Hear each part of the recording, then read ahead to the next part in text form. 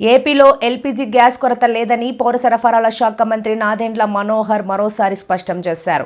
గృహ అవసరాలకు సరిపడా నిల్వలు ఉన్నాయని ప్రజలు ఆందోళన చెందవద్దని కోరారు. పుకార్లు నమ్మి పానిక్ బుకింగ్ చేయవద్దని విజ్ఞప్తి చేశారు. మరోవైపు ఎల్పీజీ గ్యాస్ సిలిండర్లు అక్రమంగా నిల్వ చేసే వారిపై 6A కేసులు నమోదు చేస్తామన్న మంత్రి నాదెండ్ల మనోహర్.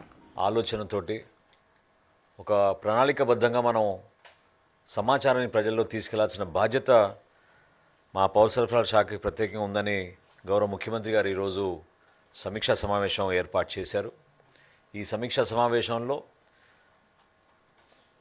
సంబంధించిన శాఖల నుంచి ఉన్నతాధికారులు, ప్రత్యేకంగా మా కమిషనర్ గారు సౌరభ్ గౌర్ గారు, అదేవిధంగా మా డైరెక్టర్ సివిల్ సప్లైస్ నూపూర్ గారు, వీరితో పాటు స్కూల్ ఎడ్యుకేషన్ నుంచి, ఎండోమెంట్స్ నుంచి, అదేవిధంగా సంక్షేమ హాస్టల్స్ విషయంలో అక్కడి గురించి కూడా చర్చించుకోవడానికి, ఎనర్జీ డిపార్ట్మెంట్ నుంచి మరియు వ్యవసాయ శాఖ నుంచి కూడా మేము సమీక్షించుకోవడం జరిగింది.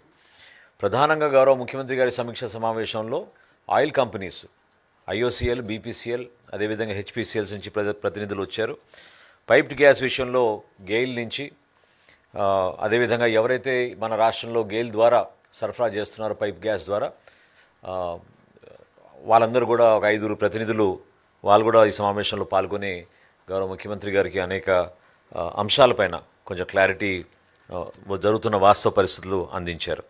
ముందుగా మేము రాష్ట్రంలో ఉన్న ప్రజలందరికీ మనస్ఫూర్తిగా వారి దృష్టికి తీసుకొచ్చేది ఏంటంటే, ఈరోజు క్షేత్రస్థాయిలో ఉన్న పుకార్లని దయచేసి మీరు నమ్మబాకండి. ఒక ఆందోళన సృష్టించడానికి కొంతమంది సోషల్ మీడియాలో అనేక పోస్టులు ఏర్పాటు చేయడం, రకరకాలుగా సమాచారం ప్రజల్లో ఒక భయోందోళన క్రియేట్ చేయడానికి తీసుకెళ్తున్న పరిస్థితిని ఖచ్చితంగా మేము సమర్థవంతంగా ఎదుర్కొంటున్నాం. మన రాష్ట్ర ప్రభుత్వం నుంచి గౌరవ ముఖ్యమంత్రి గారు ఈరోజు RTGSలో సమీక్షించినప్పుడు చాలా స్పష్టంగా మాకు అర్థమైంది ఏంటంటే, మనం రెస్పాండ్ అవుతున్నాం ఈ సిచ్యువేషన్కి. ఎక్కడ కూడా గ్యాప్ లేకుండా యావరేజ్ నార్మల్గా మన రాష్ట్రంలో 2,81,000 బుకింగ్ జరుగుతాయి.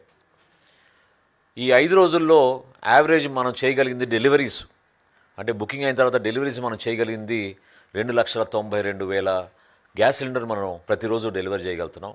ఒకరోజు ప్రత్యేకంగా 3,02,000 కూడా డెలివరీస్ మేము అందించగలిగాం. దీని ద్వారా అర్థమవుతుంది ఏంటంటే, ఒక ప్రాసెస్ని నమ్ముకునే విధంగా ఒకేసారి ఆ ప్రాసెస్ మీద ఒత్తిడి పెరిగినప్పుడు చిన్న చిన్న సమస్యలు ఖచ్చితంగా IVRS బుకింగ్ విషయంలో కానివ్వండి, లేకపోతే తెలియకుండా పాపం వినియోగదారులు డైరెక్ట్గా గ్యాస్ ఏజెన్సీ దగ్గరికే వెళ్ళి వాళ్ళు సిలిండర్లు పట్టుకుని వెళ్ళడం అనేది కొన్ని ప్రాంతాల్లో మనకు వస్తున్న వార్తల్ని ప్రజలు అర్థం చేసుకునే విధంగా మేము చేస్తున్న ఈ ప్రయత్నం. ముందుగా కేంద్ర ప్రభుత్వం చాలా స్పష్టమైన ఆదేశాలు ఇచ్చింది. మీరు గ్యాస్ బుకింగ్ చేసుకున్నప్పుడు మీకు డెలివరీ అప్పుడు ఖచ్చితంగా OTP వస్తుంది. ఇది ఈరోజు ముఖ్యమంత్రి గారు చాలా స్పష్టంగా ఆదేశాలు ఇచ్చారు. 100% OTP ఉంటేనే మనం డెలివరీ చేయాలి.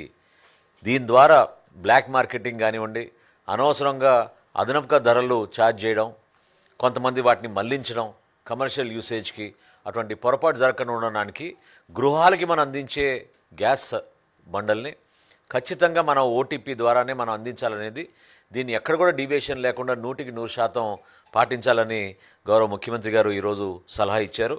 ఎక్కడ గ్యాప్ వస్తుందని మేము విశ్లేషించినప్పుడు, ఉదాహరణకి మనకు దీపం పథకంలో KYC దాదాపు 95% మందికి మనం చేసుకోగలిగాం. అయితే గ్యాస్ ఏజెన్సీస్ దగ్గర ఉన్న సమాచారం మేరకు వాళ్ళకి 85% వరకే KYC చేయగలిగారు. సో ఈ 15%, 10% గ్యాప్ ఏదైతే ఉందో దానికి కారణాలు కూడా ఈరోజు ఈ సమీక్షా సమావేశంలో బయటకు వచ్చినాయి. ముఖ్యంగా ఏంటంటే, పాత ఫోన్ నంబర్ ఉండడం వలన, ఫోన్ నంబర్ అప్డేట్ చేసుకోలేకపోవడం వలన వాళ్ళకి ఇమీడియట్గా OTP రాకపోవడం, కొంతమంది పేర్లు లేకపోతే అడ్రస్లు మారడం, ఇటువంటి అంశాలపైన కూడా వాళ్ళకి క్లారిటీ తీసుకురావాలనే అంశంపైన చాలా స్పష్టంగా ప్రభుత్వం తరఫున క్షేత్రస్థాయిలో ఉన్న మా సచివాలయ సిబ్బందిని కూడా అలర్ట్ చేసి అందరికీ సమాచారం అందించేటట్టు పోస్టర్స్ కూడా తయారు చేసి అందరికీ ఈ సమాచారం తీసుకెళ్ళమని గౌరవ ముఖ్యమంత్రి గారు కోరారు.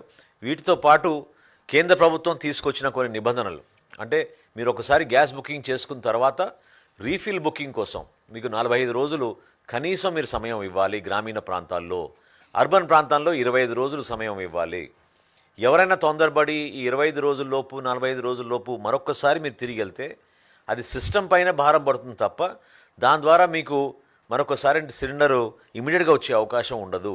ఎందుకంటే ఈ నిబంధన ఖచ్చితంగా మనకి అంతర్జాతీయ సమస్యగా మారిన మనకి ఇరాన్ యుఎస్ ఇజ్రాయెల్ వార్ ఏదైతే ఉందో దాని ద్వారా మనకి షిప్మెంట్స్ పూర్తి స్థాయిలో రావడం లేదనే దానిపైన కేంద్ర ప్రభుత్వం తీసుకున్న ఈ చర్యల్ని దయచేసి మీరు అర్థం చేసుకుని, ఎందుకంటే మాకున్న సమాచారం ఒక కుటుంబం సంవత్సరానికి 6 సిలిండర్ల కన్నా ఎక్కువగా బుక్ చేయరు.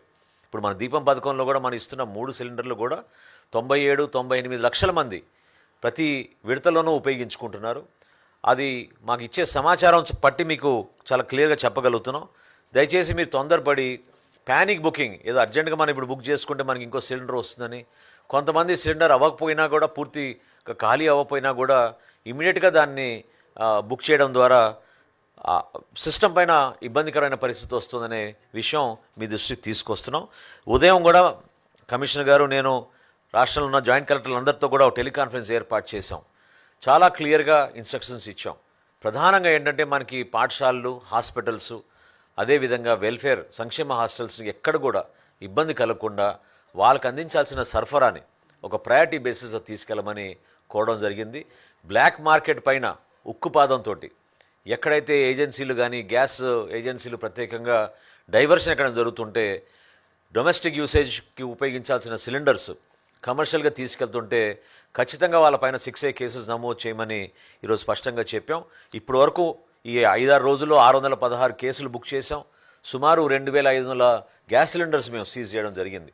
సో ఈ విధంగా క్షేత్రస్థాయిలో విజిలెన్స్ డిపార్ట్మెంట్ని, రెవెన్యూ డిపార్ట్మెంట్ని, పౌర సరఫరాల శాఖని అప్రమత్తం చేసి స్థానికంగా జాయింట్ కలెక్టర్ల ద్వారానే ప్రతి జిల్లాలో ఒక కాల్ సెంటర్, ఒక డెడికేటెడ్ కాల్ సెంటర్ ఏర్పాటు చేసి కమ్యూనికేషన్ గ్యాప్ లేకుండా అందరికీ సమాచారం అందించడానికి ఖచ్చితంగా ప్రయత్నం చేస్తామని ఈ సందర్భంగా తెలుపుకుంటున్నాను. అదేవిధంగా వినియోగదారులు కొంతమంది ఆందోళన చెందుతున్నారు. ఫోన్ చేస్తే ఫోన్ ఎత్తడం లేదు, లేకపోతే సమాచారం రావడం లేదని. దయచేసి మీరు గమనించాలి, ఈ 3 ఆయిల్ కంపెనీలు కూడా